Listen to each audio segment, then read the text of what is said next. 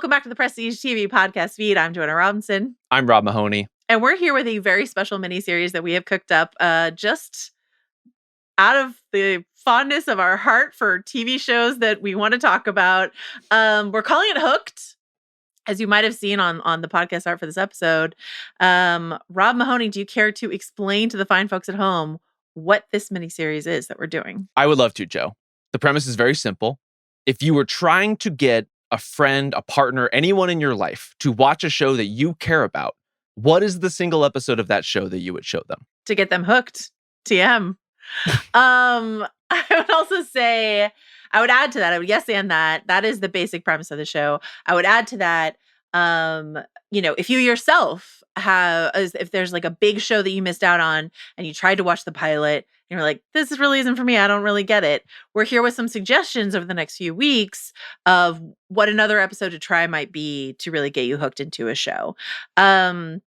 So you might be listening at home and saying, hey man, isn't it best to watch the first episode of a new show to get hooked into the show? And some of the shows that we picked here are kind of infamously not all put together when they dropped their first episode. So that has been on our mind. And just sort of anecdotally, also, I personally have tried to get people that I know and love into certain shows and they've bumped up against some of these pilots. So we are going to talk about the pilot episodes of some of these shows as we go through and talk about them. But also we want to highlight another episode that we really think is the hook for why the show is what it is. Anything else you want to say about the premise of this miniseries, Rob Mahoney? What a wonderful, really just false mechanism we have created to talk about some of the greatest shows to ever exist, / some personal passion projects of yours and mine. Again, like shows that we have tried to get people into and failed miserably in many cases. But this is what we do, Joe. We become podcasters who cannot be stopped so that we can smuggle our personal advocacies into our content. What a time. It's true. So a lot of these will be like sort of big, obvious billboard shows that everyone talks about, golden age of television, et cetera, et cetera. But have for some reason or the other missed certain people over the years. And then some of them are ever so slightly more niche, but not much, not very niche at all. Shows that Rob and I want to advocate for. So over the next couple weeks, I will say, I don't want to announce all of the shows that we're covering, but I will say at least one of them is a very famous show, perhaps one of the best shows of all time that neither Rob nor I have seen. Look at that. So look at that's that tease. Something to look forward to. If you know the lore, you know what I'm talking about. Today, however, we're talking about the AMC smash hit Breaking Bad. And for those who don't know, where were you? But that's okay. Breaking Bad aired on AMC for 5 seasons and 62 episodes from 2008 to 2013. It was nominated for 58 Emmy Awards and won 16, including Outstanding Drama Series for its final 2 seasons. It also won 2 Peabody Awards, spawned a sequel series, Better Call Saul, which rules, and inspired a run on yellow boiler suits and goggles every Halloween, amongst other cultural impacts. And a follow-up movie, we should say, as well. The content keeps pumping, Joe. Do we acknowledge? All right. Okay. Canonically, I think we have to, unfortunately. Okay. All right, fair enough. We're going to do most of this episode sort of in a, not spoiler-free, but a way that is welcome to people who might be listening to this who have never seen an episode of Breaking Bad. We're going to talk about some premise concepts, some big picture stuff, but we will save the very deep spoiler content for the very end of our discussion. Yes. So just in case you're like, hey man, I never got into Breaking Bad. I tried the pilot. It didn't get me. What episode should I watch? You can still listen to most of this episode if you care to. I would say this whole conceit is really geared, again, towards those people. And I say this in part, Joe, as somebody who did watch the pilot of Breaking Bad and thought, I don't know that this is for me. And I bumped on it and left it for basically years until all of a sudden there was so much fervor around the series in real time as it was going into its final season. I was like, I guess I finally do have to catch up. I guess I have to break through that wall to be a part of this thing. And right. I am glad that I did. I'm glad that I did in part because of the episode we're going to talk about today. Right. And you don't want to say, for most of these episodes we're picking to, as the hook episode, we're not looking deep into the series Yes. because it should be somewhat legible to people who haven't watched 3 seasons of a show. You also never want to hear from someone, "Oh, just wait 17 episodes, that's when it gets good," or something like that, like, who has the time, in this day and age? Before we get into sort of what this show means to us personally, which is something we wanna talk about in a second, I will just say, log line, elevator pitch for what Breaking Bad is. Once again, if you were just habitating under a rock, Yeah. I In the support desert, you. living in an RV somewhere, who knows where. Entirely, yeah. This show follows a mild-mannered high school chemistry teacher, Walter White, as a cancer diagnosis spurs him deeper and deeper into a life of cooking meth and many other crimes. Many other crimes. Many. There's a lot of crime, I gotta say.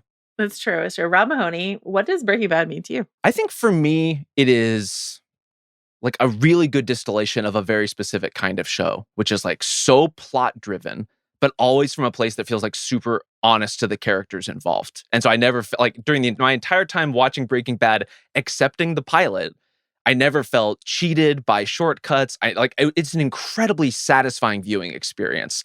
And so in that way, I think it gets thrust into the pantheon of all-time great shows because it really is like the best version of what this kind of show can be.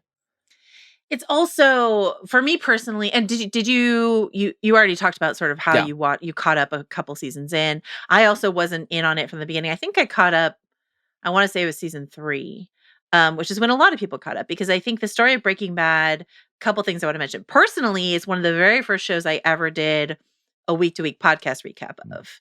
It was like the first one I ever did was Justified, Breaking Bad, and then Game of Thrones, I think in that order or some order thereof. So I did do a show called The Ones Who Knock about the last couple seasons of Breaking Bad. Do you have any specific memory takes from The Ones Who Knock that you would like to pull a clip from now to insert into this episode? Like hot takes that I got off on a podcast? Literally any moment from that podcast that you remember. What was your experience in real time? I just remember late season, again, no major spoilers, but there is a train heist in the tail end of Breaking Bad, and that was just a collision of a lot of things that I really care about all at once. Trains, heists, meth. Yeah. What else you got? What else could you possibly hope I don't know. But so The Ones Who Knock was an important podcasting moment for me personally, and then just as a cultural artifact of one of the last gasps of the monoculture is everyone watching the end of Breaking Bad together. Not everyone, because again, if you're listening to this podcast, perhaps you didn't.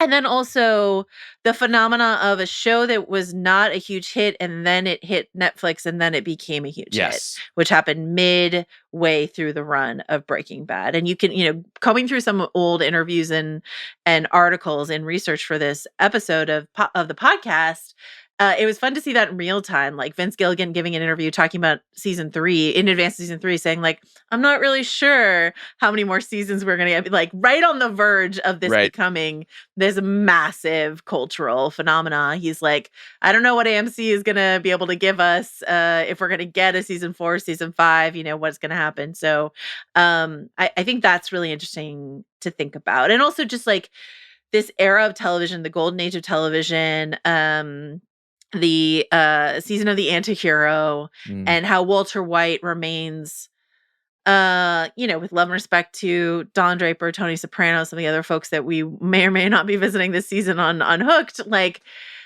my favorite version of this. I think chiefly because Vince Gilligan had such a clear arc for his character, even though very famously they did not have all of the plot planned out. They had the character arc planned out from the beginning, and that I think just gives Breaking Bad such exhilarating surety in its run. While they were also, and I'll get into this a little bit more when I talk about the episode that we think is the hook versus the pilot.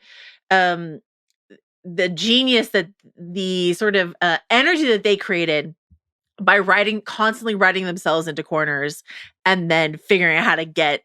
How's Walt gonna get out of this one? Like that's been part of the thrust of the show. And it's just like becomes an incredibly visually dazzling show.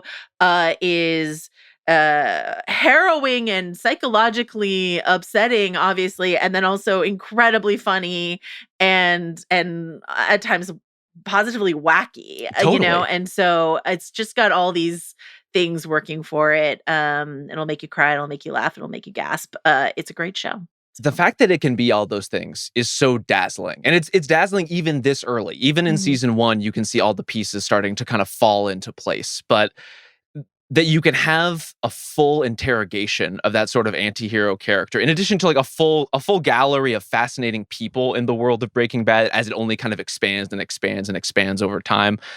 You can have your pizza on the roof and eat it too, Joe. You can have the full interrogation. You can have a show that fucking moves. Like Breaking Bad does not stop. It never stands in place. It is incredibly propulsive. Like it makes you feel like you're getting away with something watching it. It makes you feel like you're heisting your own train, perhaps. Oh, I love that. Okay, listen.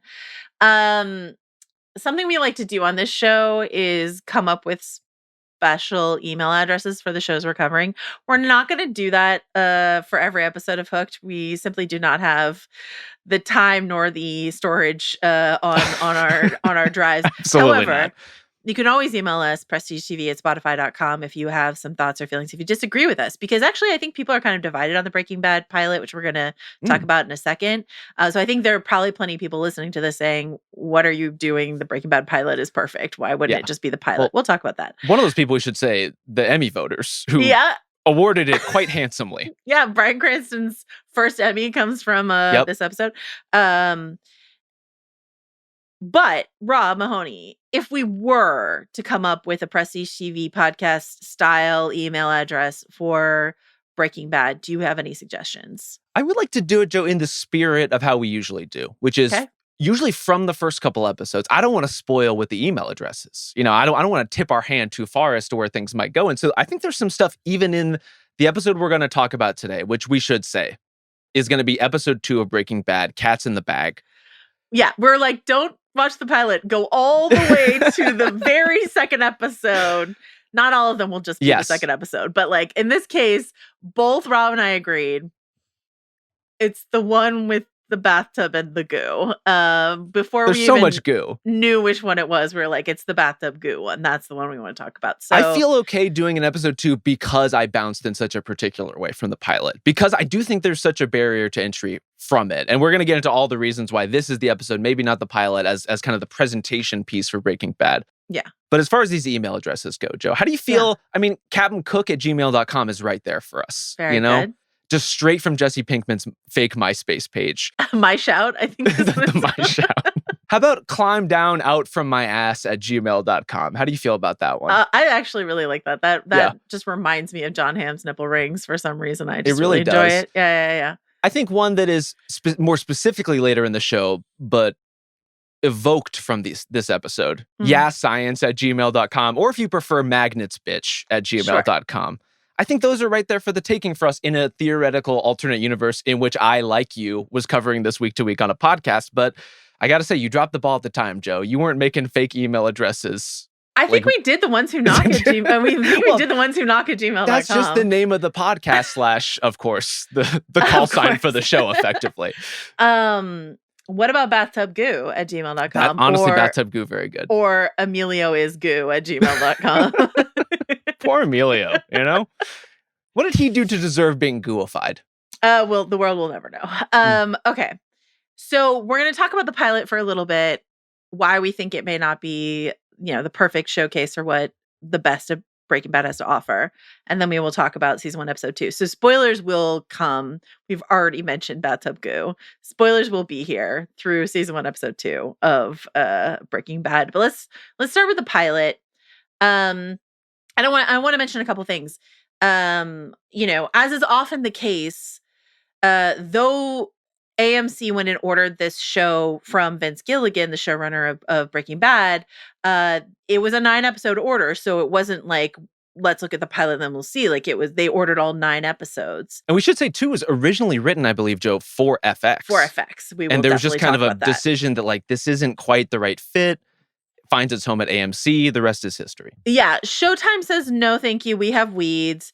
HBO passes. TNT passes. FX says yes. And then FX is like, no, we have to make Dirt starring Courtney Cox instead. Yeah. And I believe I have heard from people at FX that this is like the one that got away. Like that they think about this show and like this should have been an FX show. And there are ways in which I can see this as a Showtime show. Like I really understand why that was sort of first on the list to shop. Yes. And there are ways in which this is definitely an FX show, but the pilot was written for FX, like with FX in mind. And Vince Gilligan has talked about this in interviews, that there are, scenes that were cut out of the pilot. Once it moved from FX to AMC, they felt like there was a different tone that they were going for. But the pilot tone, if it feels a little off from the rest of the show, it's because it was originally pitched for a different network. So that's definitely part of it. And as is the case with many pilots, I would say almost all pilots, it was shot months before the rest of the season. So they shoot this in March of 2007, and then they don't go into production with the rest of the season until the end of August. They're working, if you listen to the commentary on the first episode, they're working with a kind of a bare bones budget. There's an ambulance scene where the ambulance is not driving anywhere. They just have grips on the outside shaking the ambulance. They don't have their sets built. Like the sets look similar, but the White household is just sort of like a freestanding set. And later they'll have sound stages. Later they'll have more budget. Some of the key players are different. Like you've got a cinematographer on this episode, the pilot episode, John Toll, who is, a multiple Academy Award winning cinematographer, but he never works on Breaking Bad again. No. And so like the house style is not quite there.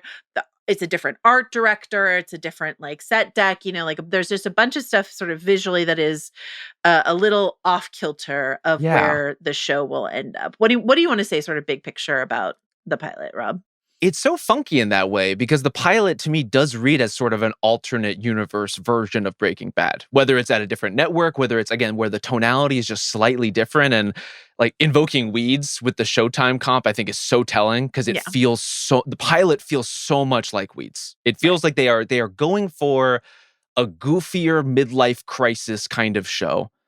And ultimately, like even the sound cues, like the music cues in the pilot are just much more like played for overt laughs in a way that Breaking Bad, the show that we know and love, can be very funny, but not quite in that winking way. It's deployed so differently in terms of like the comedy of Breaking Bad. And so the combination of the tone, and I would say overall the fact that the pilot has to get the ball rolling on so many different things that you don't feel the movement that you will eventually feel as the show kind of gets up to speed.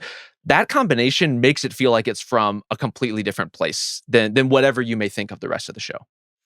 And, that's perhaps unfair that it's the pilot's job, right, is to introduce you to your key players. We need to get, Walt gets his cancer diagnosis. We need to know a bit about his life at the car wash, life as a teacher, life at home, how Hank treats him. All these other things need to be at play. And then we need to meet Jesse and all these other things. I will say the pilot's written and directed by Vince Gilligan. And there is some of that trademark Breaking Bad visual flair in the first episode. Yeah. You get a sort of like zoom out from the barrel of the gunshot, or you've got the camera inside of the dryer as they're drying the money. Like those are very classic. The camera isn't where you think it is, sort of like Breaking Bad moments. But overall, it just looks darker and not as slick and shiny as it will eventually look. Yeah. They have a lot of the elements. Again, it's just like something is a little bit off. Some of those like visual cues are not fully evolved yet in terms of what they'll eventually be on the show. I think like the meth cooking montage too. It feels like the primordial ooze of Breaking Bad in the pilot. Like you can absolutely see where the inspiration and the cues from a sequence like that will inform so much of the visual look of the show, so much of kind of the way the show is edited and cut together. But at that point, it's all like a little shaggy. It's a little underbaked. It's like it's not quite there yet, and that's good enough for a pilot in many cases. That's good enough to get the series picked up and eventually takes off as you have time to kind of pull all those things things together. And there's a lot of iconography from this first episode that will, maintain throughout the rest of the show. You've got the, Walt turns 50 in the pilot. So you've got the veggie bacon in the form of the 50, which we will later see echoed in other bacon, age arrangements. You've got the pants flying down, which we will see again, of course, in Ozymandias, the best episode of Breaking Bad. You've got the iconic Walt and his tidy whities. Like there's imagery that is indelible from this first episode. So I don't, and looking at some of the rankings of best episodes of Breaking Bad episodes of all time, including one from the ringer.com, they actually have the pilot often quite high. So a lot of people do really rate this episode quite high. Yes. It's got an interesting frame, time jumpy sort of frame narrative around it. How did we get here? Sort of element to it. But I want to save sort of why I don't think it perfectly captures what we want Breaking Bad to be a bit more for when we talk about what episode 2 does get right. But I wanted to make sure that people aren't listening to this and feel like they're in an alternate dimension. Plenty of people rate the pilot very high, and it's not like a hated pilot episode of a TV show. I've just heard from a lot of people that they think it's a little slow, or that they watched it and they didn't quite get it. All of season 1 is a little, it's true, shaggy, to a certain degree. And that's, some of our favorite shows have shaggy first seasons. And this is something we lament all the time when we talk about television now. And we talk about how quick something like Netflix is to cancel a show after, a slightly shaky season 1. We're like, oh my God, if they were quick on the trigger with shows like Breaking Bad or Buffy the Vampire Slayer or a million other shows that we love, we never would have gotten these masterpiece later seasons that we got. So like, we both support shows having time to get their legs underneath them. So I'm not knocking them for the potential shortcomings of this pilot, And Netflix's role in that, as you say, from going from the kind of streaming platform that breathes new life into something like Breaking Bad, launches it into a totally different stratosphere. And they've kind of gotten out of that business, mostly because they are participating in that kind of original programming you're talking about, and then canceling shows before they really get up to speed. Right. But what was the last Breaking Bad type launchpad hit on Netflix? I think You comes to mind as far as like shows that You and Riverdale are like the other ones that hit like that. Yeah. I mean, I don't want to push my own agenda, but I do think that Interview with a Vampire got a boost after season 1 hit Netflix, and people are eagerly awaiting season 2 to hit Netflix. The Lestat chatter went up. You were just surfing the web, keeping tabs on things. I just heard it in the air, in the wind, perhaps, that people were excited about the Vampire Lestat. But I think it's interesting to think about this as an FX pitch. And especially to think about what FX was at that time, because FX, one of my favorite, homes for original programming, but it was like, I think 2006 thereabouts when Vince Gilligan was shopping this at FX. So they only have, on the drama front, on the 1 hour front, The Shield, Nip Tuck, and Rescue Me. That's it. Pretty early. We're pre-Sons of Anarchy, pre-Justified, pre-Damages, et cetera, et cetera. And so... Are we pre-Wilfred? Has Wilfred already happened yet? I don't know. We'll have to check with Elijah on that one. But like, thinking about The Shield and Rescue Me specifically, like thinking about Hank in particular sticks out in the pilot to me as like, they haven't quite figured out this character yet. And thinking about that characterization of Hank in a Vic Mackey, The Shield world makes a lot of sense to me, that's sort of what they were pitching towards. And then they adjusted his character, recalibrated him to fit him in better into this world. Does that make sense in any way? It definitely does. Again, I would have loved to see the FX version of the show just as a contrast piece. I'm thrilled about the one we got, but there's so many germs of ideas here that would have been interesting to see spiral off in their own directions. Last thing I'll say, just like as a fun fact about sort of the budgetary restrictions on the pilot, there's a school bus scene, and they did not have enough budget to fill the school bus. So co-executive producer Melissa Bernstein is like one of the students on the bus because they had to fill it. When the 3 fire trucks go by at the end of the episode, they did not have 3 fire trucks. They had 2 fire trucks and a catering truck that they used like clever editing to make it look like 3 fire trucks. I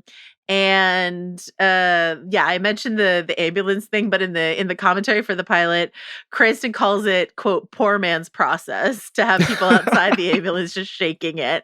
I also want to ask you on the casting front. Cranston was like someone that they really fought for. What do you make of the idea of this show starring either John Cusack or Matthew Broderick in the role of Walter White? I mean, for one, with Broderick, we've already seen the sort of suburban malaise thing that he would be playing here. Yeah, in particular, in a way that I don't think the comparison would bode well for anybody involved. I mean, it's hard to argue against the idea that Cranston just turned out to be the exact perfect fit. And I think part of that is it's even in those other guys who are great actors in their own ways. Like Cusack has a darkness in him that comes out in some movies and can be quite effective. I don't know that the overall transformation would be as effective for someone like Cusack. I feel like Cusack is better for a turn. He's better for a surprise, oh, I'm actually evil, or I've been evil the whole time, but maybe not a like slow degradation into the depths of the human soul. Yeah, I just can't imagine either of those guys being the one who knocks. Yeah, like the growl. Like only Cranston of those 3 could do that growl in that way. The last thing I will hit you with is the last couple things. First of all, this is the longest episode of Breaking Bad. And in fact, in subsequent viewings, airings, they edited it down to 45 minutes, which means they cut out the hand job. I think they had to like blur out the boobs. Like there's like just a bunch of stuff. So like the version you see on Netflix is not necessarily the version a lot of people watched as it aired subsequently on AMC. I did forget about the hand job, for the record. The Skylar hand job while on her eBay listing, waiting for the auction to end. Really good stuff. It's very funny. It's really good stuff. Here's a quote from Vince Gilligan about directing this episode. I was scared and I didn't really know what I was doing. He did get nominated for an Emmy. I do think he did a great job, but that's just sort of like where we were. All right, so that's enough about an episode of television we didn't pick. The episode that we picked, season 1, episode 2, Cats in the Bag, written by Vince Gilligan, directed by Adam Bernstein, first aired January 27th, 2008, aka the one where Walt and Jesse dissolve a body into goop in a bathtub that falls through the ceiling. And I should say, actually, the one where Jesse dissolves a body into goop and the Let's be real about it. That falls through the ceiling. All right, Rob Mahoney, what makes this episode a good entry point for Breaking Bad? I think Breaking Bad is basically all about problem solving, and we're just getting into it, Joe. Like we're just like maybe not a relatable premise, but an understandable one. These dudes have a dead body and they've got a live body. Will they be able to stomach the killing of the live body? And what the fuck do you do with the dead body? That's a problem. This is something that actually needs to be solved, and you get a science teacher and a burnout to try to figure it out. And like that is the crux of what makes Breaking Bad so good, is watching these two guys, as you say, be written into corners by the staff who makes Breaking Bad. And then the writing staff has to write their way out, but in doing so, usually Walter Jesse has to come up with something ingenious, something crackpot, something that works or kind of works or doesn't work, or in this case, something that works but ultimately mess it up trying to execute it. Does this episode make sense without the pilot? Do you need a hook episode to make sense without the pilot, or is that not what we're proposing here? I don't think it's quite what we're proposing. Like, obviously, if you want to watch Breaking Bad and you are already hooked, or you have decided for yourself that you will be hooked, even if the first episode doesn't grab you, you should obviously start from the beginning. Yeah. The pilot has very important plot-related information and character-related information, as they basically always do. If you just jumped straight in with 2, you would get the vibe of the show, you would get the energy of the show, you would get the core mechanics and relationships of the show. And that's what we're trying to sell you, is like, this is the one that will sell you on what Breaking Bad can be, not the full story of Breaking Bad.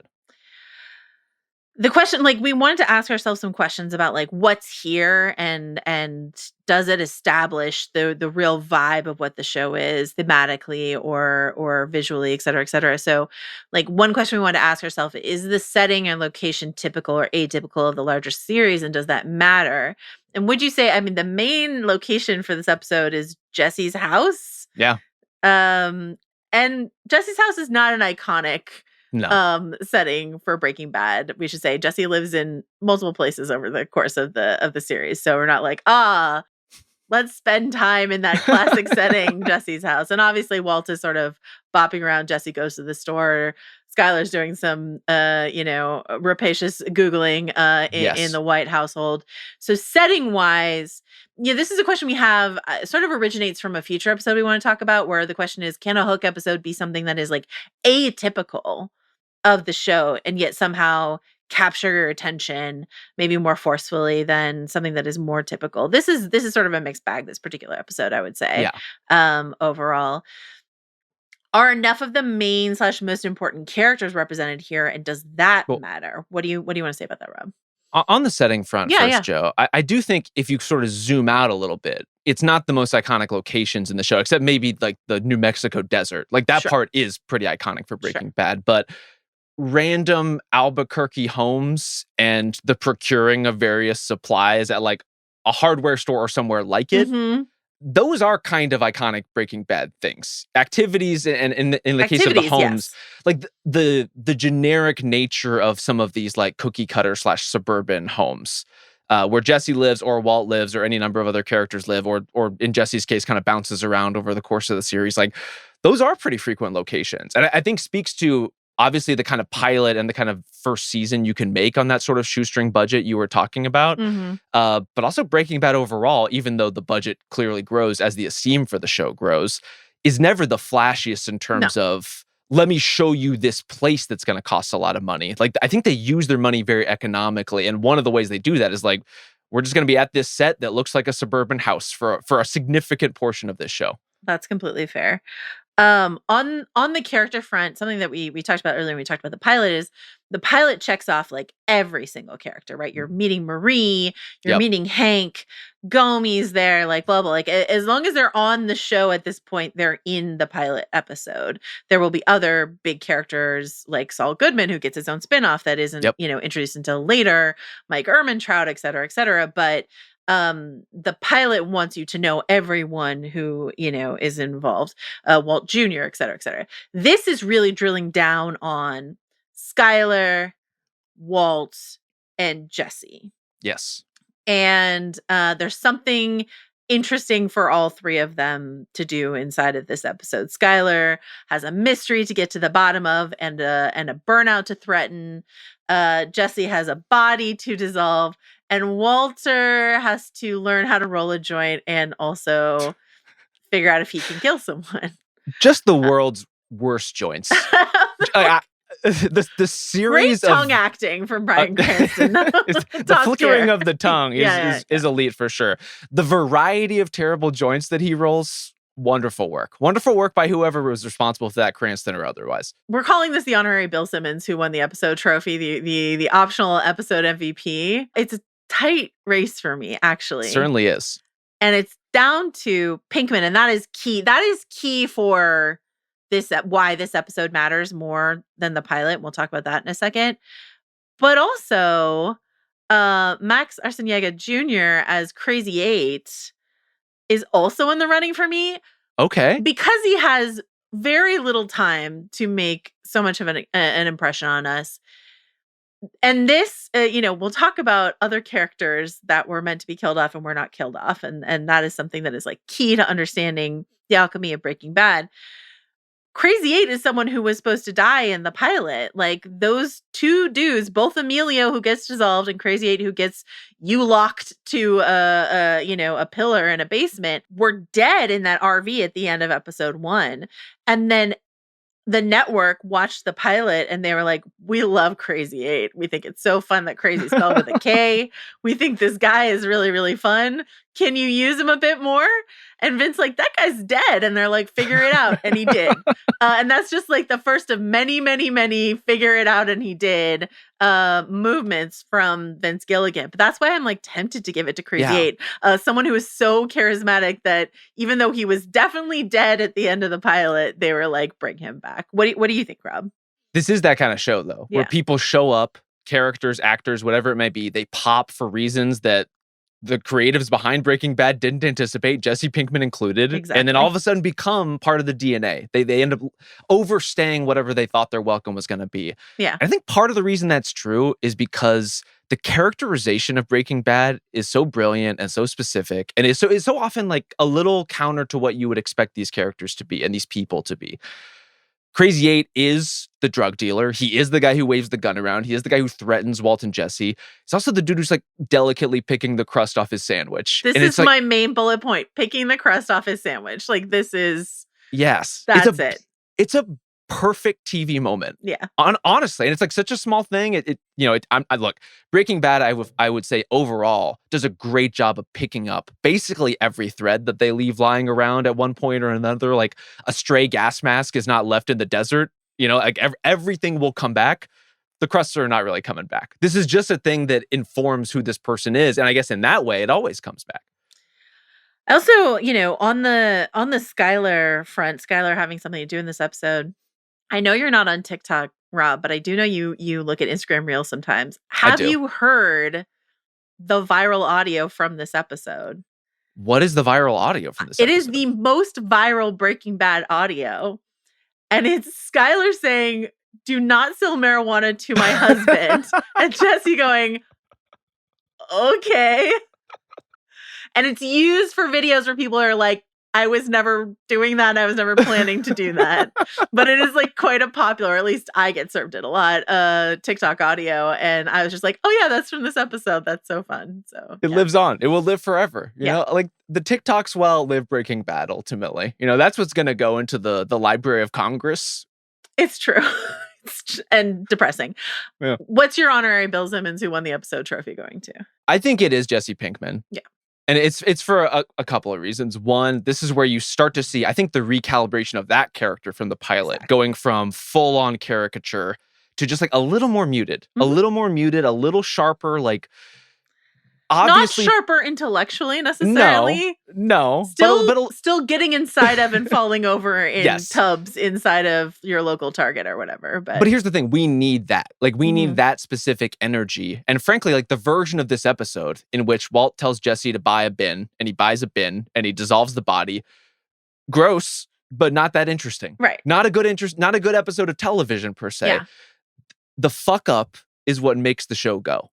And it's the tension between Walt and Jesse, and like they're vastly different perspectives. And the idea that no matter what's happening, if it's a science related thing, Walt is obviously going to have a level of expertise that's so different. If it's something related to criminal enterprise, Walt has no idea what he's doing. Like he's so out of his depth. And I would say Jesse is, to varying extents as well, but is a little more plugged in. Right. And so they're each put in positions to mess up at various points in the show. And who is messing up based on whose advice or what miscommunication? Like, again, that is what the show is. And it doesn't start unless we start here. The next question we sort of pose for ourselves is, what's the most important relationship in this episode?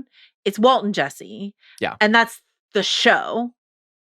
And this, I think, is where we can talk about a little bit more in depth the fact that the plan initially was to kill off Jesse Pinkman at the end of season 1 of Breaking Bad. There's a couple stories about why that didn't happen. One of them has to do with, this was originally ordered as a 9-episode season. The writer's strike happened. It wound up being a 7-episode season. So they didn't, they ended the season a bit earlier than they expected. So Jesse lives to tell the tale. But here's a quote from Vince Gilligan in a 2011, cast panel where he says, and I'm not going to do the accent, but Vince Gilligan has the best voice and most charming accent of all time. The original plan was to kill him off, but I have to say the writer's strike, in a sense, didn't save him because I knew by episode 2. We all did. All of us, our wonderful directors and our wonderful producers, everybody knew this talent, how good you are, and a pleasure to work with. And it became pretty clear early on that it would be a huge, colossal mistake to kill off Jesse. But the idea was, I didn't know how important Jesse was going to be. And so the idea that this performance in this episode cements Aaron Paul's position on as a key part of the show, not a wacky side character, but a key part. And something to know going forward is that, the iconic imagery of season 1 of Breaking Bad is Walt in the tidy whities with the gun in the desert. But every other season, the key art is the two of them. It's Jesse and Walt. It becomes a two-hander. This is something we talk about all the time when we talk about a show like Justified, which was supposed to be the Raylan Givens show and becomes a two-hander because an actor was so irresistible and sort of takes over the other half of the show.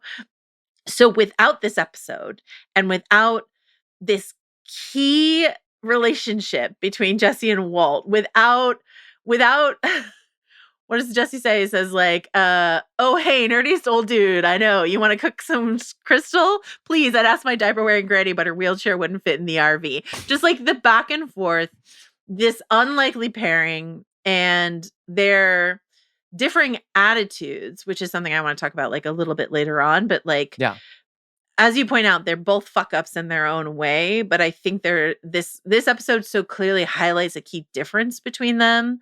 That I think is so important for the dual arcs going forward. What else do you want to say about? I mean, I'm assuming you think this is the most important relationship inside of this episode. Well, with all due respect to the many other well-articulated relationships in the world of Breaking Bad, and there honestly are many, but there's really not a lot of competition here because Walt and Jesse are so magnetic towards each other and what those characters bring out in one another. You're right to invoke like the Raylan Boyd comp. Like there's just something about them as counterpoint forces that work so well. And the story of Breaking Bad, in addition to being about meth and problem solving and train heists and many, many other things, is really about the changing nature of that relationship over time. And the ways in which they establish a working relationship, the ways in which they compromise morally and otherwise, like how they navigate each other is really what drives so much of the story. And that's what makes it so rewarding to watch over its entire run. Anything else you want to say before we talk about a particular scene that we want to pull out to talk about in this episode? I mean, what are the parameters on scene? I think I might have expanded our purview slightly. A good, like a House of Our Smuggle level classic smuggle? House of Our Smuggle. Okay. But in this case, they're kind of threaded together and of a piece. I think the scene that immediately jumps out to me from this episode involves the goo, but is at the tail end of it. I think it is the sort of like bookend of Skyler showing up at Jesse's house to confront him, going straight into Walt also returning to Jesse's house and realizing what has gone down with the bathtub. Because you couldn't like possibly leave, I'm Skyler White, yo, my husband is Walter White, yo. Yeah. Off the table here. I mean, how could you? How could one? Very formative for all of us and especially for that character. But I think the combination of all that stuff really encapsulates a lot of Breaking Bad. And some of it is like, we see Jesse lighten up watching the Three Stooges on his couch. And I think his scene with Skyler in particular, Jesse and Skyler, and that confrontation is like pure comedy of errors, pure farce in the way that Breaking Bad can be. Yeah, the camera's catching Crazy Eight's body just beyond the car that Jesse's trying to block her view of, etc. Yeah. Like the visual gag of that is so great. And I think and within it, the building tension of... Sorry, Emilio's body. Sorry, go ahead. Short-lived. He's soon going to be dripping through the ceiling. But I'm glad that we get that moment and we get this, like, again, a pressure release within the course of the episode as far as like having this, like, an interesting dynamic between two characters who haven't had a chance to interact yet. And at the same time, you're building new tension because you're trying to obscure this body, because you're trying to keep the secret from Skyler that becomes a driving part of a lot of the show in many different ways. But having that contrasted so specifically with Walt then walking in the door and having everyone get all the information on the table very quickly as far as like how far this has fucked up. Yeah. It's hard to pick anything else.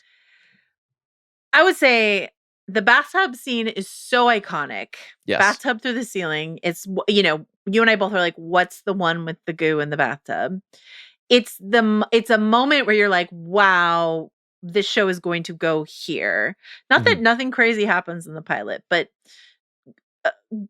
gooey remains of a person don't slop through the ceiling in the pilot the way they do in the second episode. A scene so iconic that Mythbusters did an episode on it. About the acid? Wow. Vince Gilligan and Aaron Paul were on the episode. They brought them on and they were like testing the acid. They didn't quite test this acid, but they tested comparable acids. And basically they determined, they tested it on tile. They tested it on this. Basically they determined it would not Okay. dissolve the bathtub, that they took some scientific liberties here. What about the body? Would it dissolve the body? It did turn. So they come up with this combination of acid that they said had a secret sauce in it because they did not want to tell people how to dissolve bodies in a bathtub, but it did turn pig remains into goo. Okay. While not eating through the enamel of the bathtub. So they just proved what we see here. So science, like it didn't work out that way. But it did feel. I have to imagine this episode in particular is cited in no fewer than 450 different serial killer subreddits. As far as like, would this really work? I read a couple great Vince Gilligan interviews in prep for this. One of my favorites is one that Alan Sepelman, who wrote a great book about Breaking Bad, but he did this interview with Vince Gilligan on the 10-year anniversary of Breaking Bad called Vince Gilligan on the Toughest Jams the Breaking Bad writers put Walter White into. So this whole concept we're talking about writing Walter into a corner, and then how do we get him out of that corner? How do we explain this thing that we have, this premise we've set up and stuff like that? In this other interview, though, Vince Gilligan is talking about water cooler moments. And he says, one thing I like about our series, one thing we strive for is to create water cooler moments. That's certainly not an expression we created, but the way we define a water cooler moment is it's a plot development, or is it a scene in which people can gather around the water cooler at the office and discuss what the scene meant, not simply get them talking about it, but to have them discuss it and argue over what the scene meant and what it forebodes perhaps for the future, yada, yada, yada. So he is kind of talking about, moral quandaries, moral transgressions, the way in which we see characters cross certain lines, and can we justify that action or can we not? Like, so he's talking a bit more in a complex sense, but like from a pure hook them into watching your show. If your coworker comes into the office and is like, yo, to quote Jesse Pinkman, to quote Skylar quoting Jesse Pinkman on Breaking Bad last night, they turned a guy into goo and then he slopped through the ceiling onto the floor below. Looking like a few watermelons, basically. That's a water cooler moment. That's a you have to watch this show. You don't have that moment in the pilot. You do have like you're like, I don't know, this guy's in his undies and then he thinks about killing himself, but then he doesn't. And then the cops are actually fire trucks. Like there's stuff that happens, but it's not as clean and as pure as Emilio is goo and now he's dripping from the ceiling, as what happens in this episode. So you just never forget the experience of watching the goop fall through the ceiling. No. It is indelible in that way. And like there is no replicating something like that. And there's no replacing the value that has in a viewing experience. You can watch, as you're saying, like a really engaging, entertaining, intellectual pilot, but you need the goo. Like you need some of that. And there are other, again, we're not going to spoil them in case you're listening to this and you haven't watched beyond episode 2 yet, but like there are other moments like that from Breaking Bad where I can be like the moment where X happens. Goo 2? Yeah. Goo 2, the gooing, you know, and it's just sort of like it's exciting to think about. Also, we should say on the like Aaron Paul proving the case for his existence, Pinkman talking to himself as he loads the body into the bathtub. I know you were like, episode 1 is a little sort of like wackier than episode 2, but this is like it's really funny and it's really good. It's a very funny episode. Yeah. It's not that it's not funny, it's just that the type of humor is a little bit different. Yeah. And it's very like, it's the fact that it is slapstick that is right next door to one of the most macabre things you've ever seen is the secret body dissolving sauce acid that is Breaking Bad. Yeah.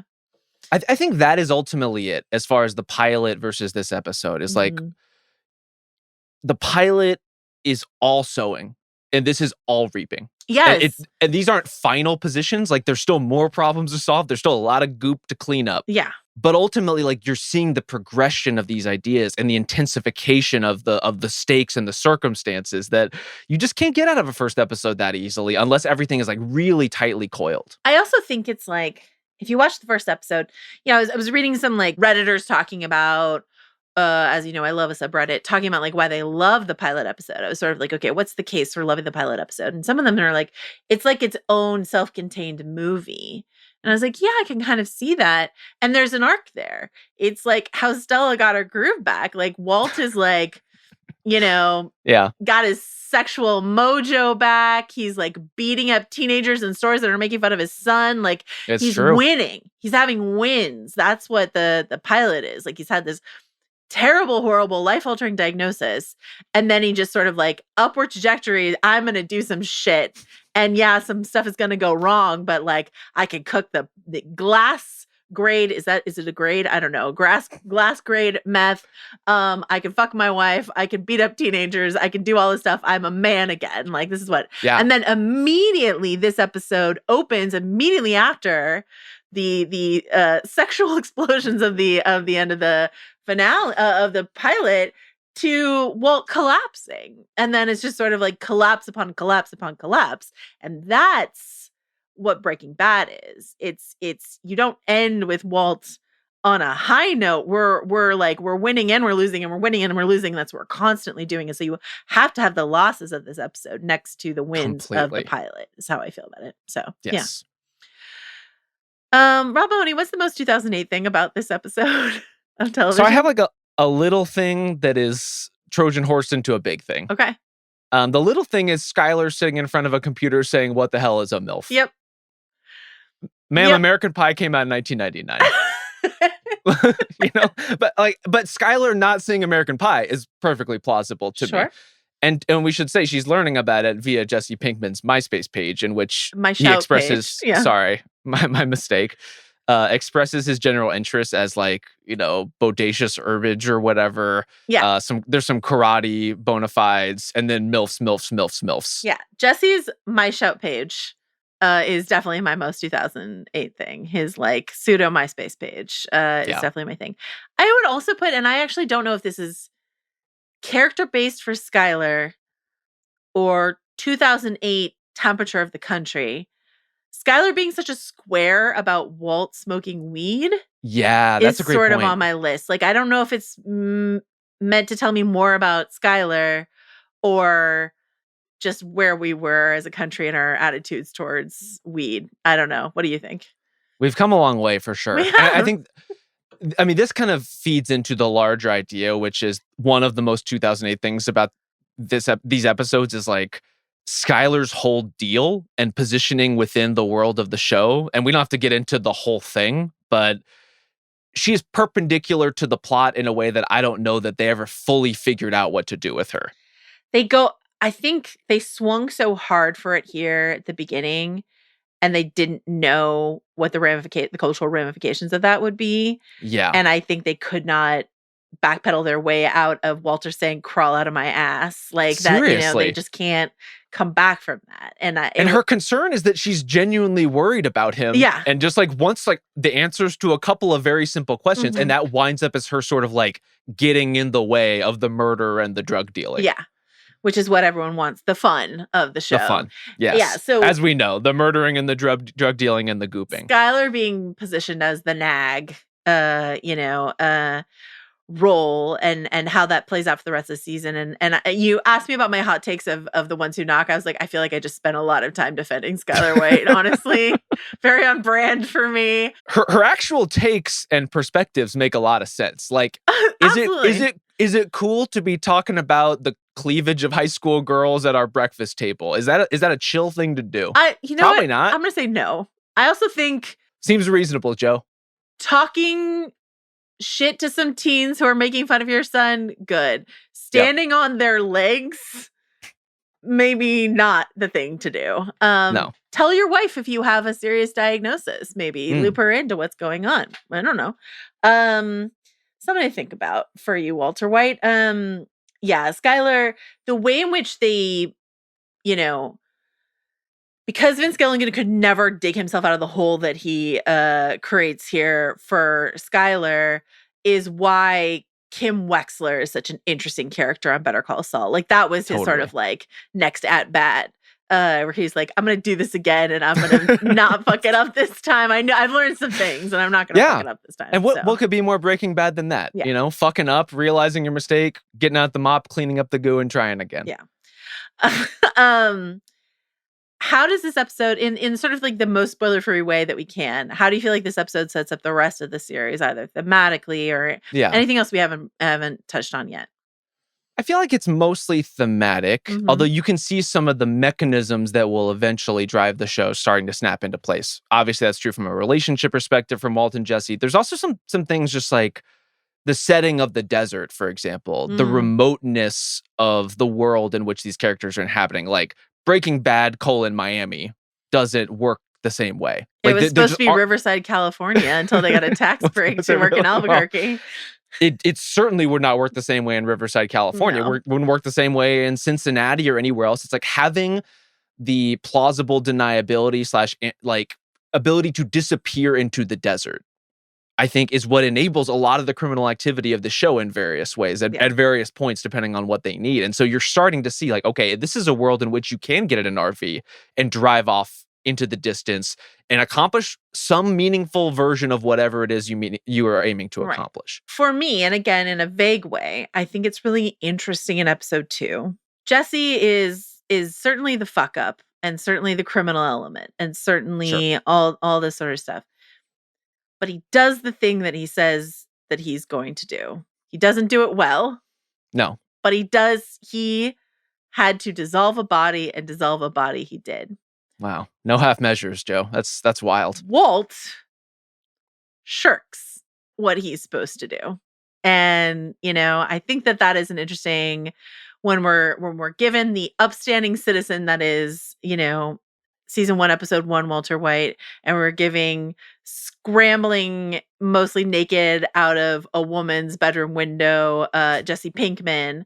But where are, I don't know how you would delineate between moral compass versus sort of like honor or, something follow like through, that. Follow through. Something, I don't know what it is, but it's just something like doing the hard thing. And Jesse does it. He fucks it up, but he does it. Yes. And he's just like, when he's like, so did you do it? How did it go? And then he like hears Crazy 8 down in the basement. It's like, what the fuck?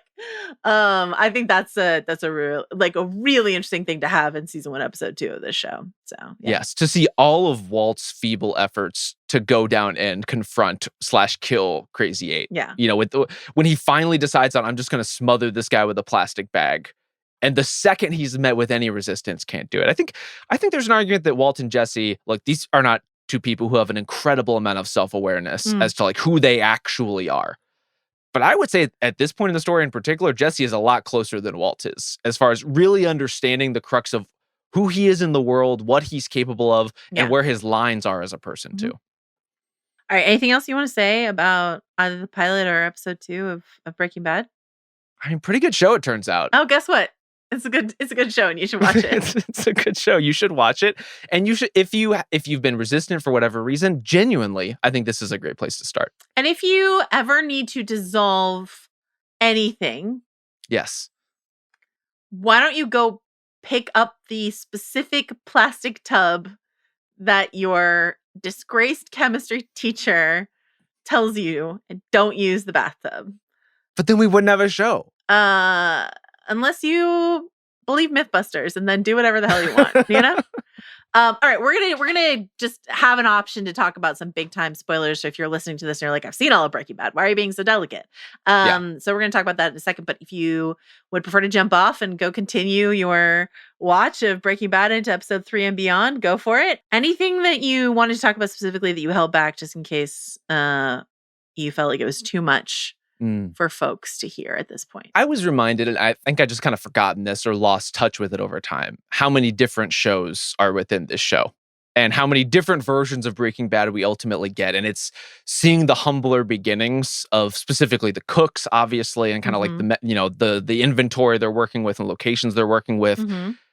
I mean, we are the scale of this show also manages to accomplish something that I think basically every other show fucks up. Yeah. Every other show trips on its face when it tries to get bigger and bigger and bigger, specifically like criminal enterprise, right? Like the more you're bringing in other drug dealers, other warlords, like other competing forces, there's always some misstep. And I think, again, one of the miracles of Breaking Bad is like there just aren't really missteps in that kind of like big plotting way. I think they basically hit and deliver on all of those corners that they write themselves into. Yeah. Whether that requires a Gus or a Mike, whether that requires like more Salamanca involvement, like they just have answers for everything in terms of the ultimately like the difficulty of scaling story. Right. And I don't know how they did it. I don't know how they pulled that off. When you teased Goo to the Gooening, yes, was that in reference to the death of Gustavo Fring? It could be. Honestly, it was more of an ambiguous. It could be anything, really. The Goo 2 is the friends we made along the way. But we also get late. We return to the world of dissolving bodies. That's you know, true. when Jesse Plemons enters the fray, we're yes, dissolving things left and right into tubs in later seasons. But yeah, I think those big moments, Gus Fring or the prison assassinations or you know, Hank's death, Tajali, or like, you know, there's just like a ton of moments where it's just like it's that shock value. And this is one more Vince Gilligan quote that I want to read about the shock value thing, which I think relates, you know, the bathtub goo is a shock value moment. A head on a turtle is a shock value moment, right? And this is what Vince if it's not, I'm worried about you. If a human head on a turtle isn't making, I guess maybe a tortoise. I don't know what's going on. Yeah. A tortuga, yeah. If that's not stopping you in your tracks, we need to have a conversation. And you can email us at prestigetv@spotify.com. We are concerned about you. You can try bathtubgoo@gmail.com, but I don't think we'll get that. Okay, so this is what Vince Gilligan says. We never try to be shocking on our show, believe it or not. That will probably ring false to some people, but really it is true. We believe in showmanship. We try to keep things interesting and to keep stirring the pot and to keep folks watching in all these old-fashioned and time-honored ways of showmanship. But we actually never really intend to be shocking, certainly not for the sake of shocking. We try to be honest in our storytelling and keep our characters honest and keep the plot moving in ways that have to do with the characters' motivations. We never insert a scene into the show that shocks people just for the sake of it. And I think that's true. And I think that, again, if you think about you know, the death of Gustavo or, you know, the rice and cigarette or any of the things that happen on this show or, you know, Jane's death, like all this sort of stuff, like all of these shocking moments, they're all tied so closely to a character beat, a character transgression. And so for Jesse Pinkman to haul Emilio upstairs and hoist him into a bathtub and pour all this acid on him, is to, again, show us Jesse's follow through, but also show us Jesse's just like complete fuck upness. And just sort of like, and then we're left with, into episode 3, how are they going to get out of this one? Now they don't just have a body, they got a hole in the ceiling and a bunch of goo, and Crazy 8's still alive in the basement, you know, like that's leading us into episode 3. So that is classic, like, showmanship. How are they going to get out of this one? Again, I did want to nominate Crazy 8, not that it matters, but like he's gone very soon. Sure. And so you know, shine bright, if not for long, Crazy 8. But a memorable turn though. And it is, again, to the humor that's deployed in Breaking Bad, the slow reveal of like, here's some jugs of water, here's a sandwich on a plate, here's a bucket, here's the roll of toilet paper, here's the hand sanitizer, like the slow pushing of items across the basement floor. This show already knew what it was doing in so many different ways, in a way that feels so jarring from the pilot. Like it just already feels so much more confident in the kind of show it wants to be, and it never lets up on that. You know, it's not a perfect show by any means, but I think it's about as good as one that you can get of this particular type. And one of the most purely satisfying viewing experiences I've ever had in that way. Yeah, and I think the fact that it is just sort of like 5 short seasons, propulsive. I don't think we ever feel like we get mired down, like, oh, this is the bad season. Like season 1 is the shaggiest season, but there isn't like, you know, the Landry killed some guy season of this show or anything like that. I mean, you do get the Landry is killing guys, but it works this time. Todd knows what he's doing. You know, and I would say like the 2-part season 5 release, which went on to give Netflix all kinds of bad ideas about how they should split their seasons. But like, there are some like hits and misses inside of that final season for me. But like, the joyous experience of watching it all together, and you think about Ozymandias and Felina and Granite State, and just like all like it's just incredible what they accomplish. And then I think Better Call Saul is even better. And we just got an announcement of a new Vince Gilligan show. Something that you sent me with some exclamation marks via text that we hopefully can cover on this feed in the future. So it's good to be us. It's good to be Vince Gilligan fans. Anything else you want to say before we head out, Rob Mahoney? I would say just in addition to all of the ways the show continues to expand its plot and its world and all those things, at this point in the story, we talked about like kind of the moral positions of these characters and where they find themselves and what they're trying to talk themselves into being able to do. The fact that over time, you can introduce, I don't know, like 15 to 20 other characters who are varying other shades of gray, but not those exact shades of gray. That's a great point. Some of them shades of purple. It's quite an achievement. It's quite an achievement of a show. Not that Vince Gilligan needs my affirmation, but he's gonna get it. Yeah, and I think that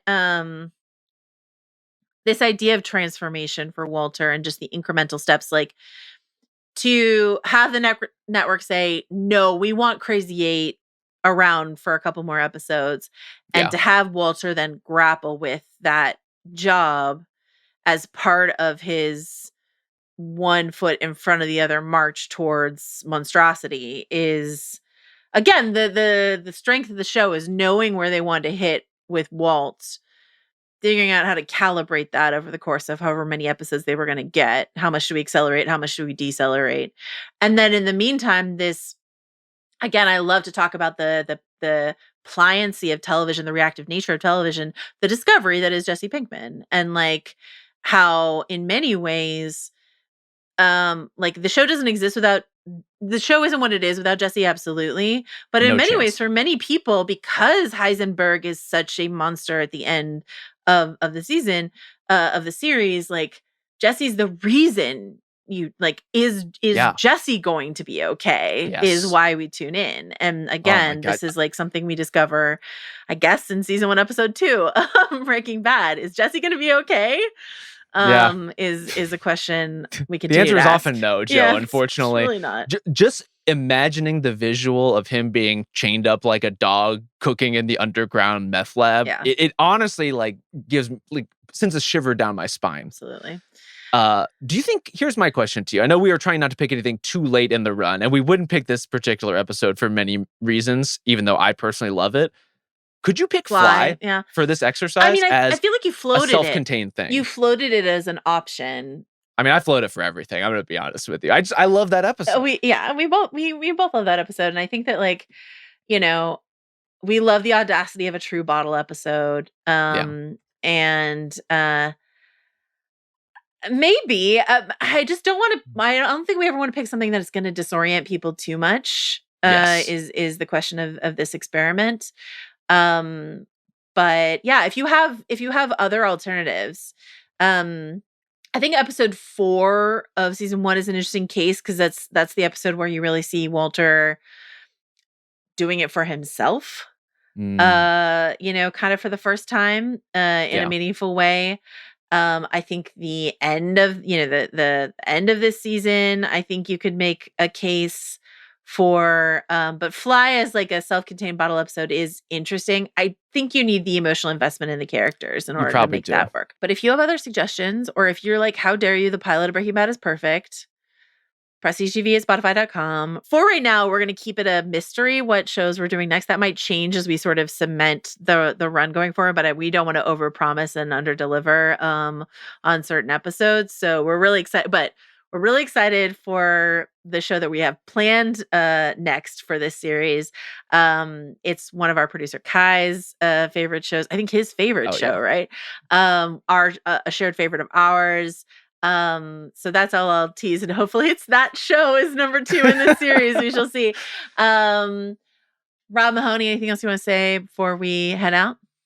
It's been a delight, Joe. I love Breaking Bad. I love that we're back. I love that we're back doing some podcasts on the Prestige TV. Missed you. I missed our listeners. I missed Kai Grady. So thank you to Kai Grady. Thank you to Justin Sayles. And thank you to a very special contributor to this episode, Manny. Shout out to Manny, a legend and icon. We'll see you soon. Bye.